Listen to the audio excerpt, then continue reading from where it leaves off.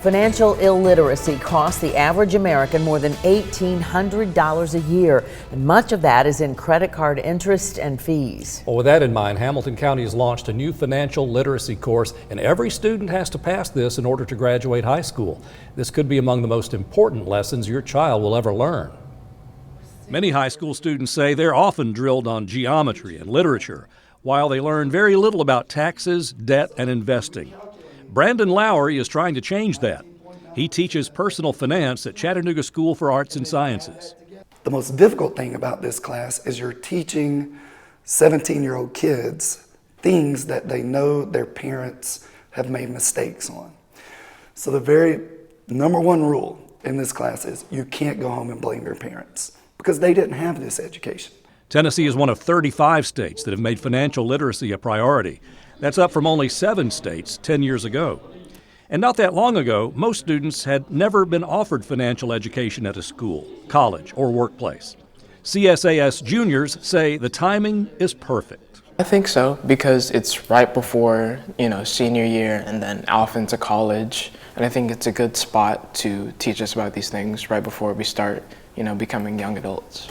The class includes taxes, insurance, loans, credit cards, and savings. Some of these students may never need to solve complex calculus problems, but they'll probably need to buy a car and pay for a place to live. And they'll think twice before making any impulse purchases.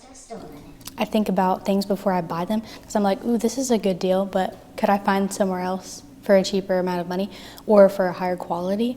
Financial advisor Chris Hopkins is among a group of professionals who helped introduce the Next Gen Personal Finance class to Hamilton County. As a result, students will graduate much better prepared to make sound financial decisions and avoid the debt and spending traps that have entangled so many young adults. Hopkins, like many of us, had to learn these lessons the hard way. They're going to learn about how to buy their first house. They're going to learn a little bit about their first paychecks and what comes out of that check and where does it go and how do you manage that. So many important life topics. These students say they take these lessons home, and for the first time, they're participating in discussions about money at the family table. They're not shy about sharing sound financial advice with their parents, who welcome the input. Like how I told my mom that I should open an investment account, like how I should put just maybe a little bit of money that I have into, maybe different stocks or index funds, and we're working on that right now. Parents, just think, if you and I had learned more about managing our money when we were in high school, we could be on the beach right now. But we didn't, so here we are, still on the job. Hopefully our kids will be wiser. So here are the top 4 financial necessities many students need to know before they graduate. Invest early. The earlier you start, the faster your earnings will accumulate. So if you can start early with little amounts, $5 a month, $20 a month. A lot of these kids have jobs. They've got $5 a month. Put that into an index fund every month and see what that can do. Make sure you pay off your credit cards in full each month to avoid paying interest and late fees. Those, big transactions, if you don't pay them back, those can just ruin your credit score. And that affects how, you get loans in case you need money in the future.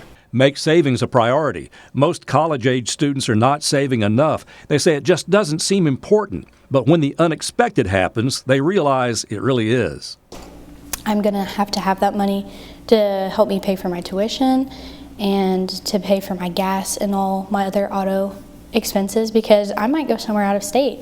I don't know yet, but I've been thinking about it, and I think that saving for college early is really important. And live within a budget. Many say they just haven't gotten around to creating one, but it can make a huge difference. These kids are getting that information at a young age, so when they get there, not only are they having to make a decision on the spot, they already know what they're getting into. They know the questions to ask.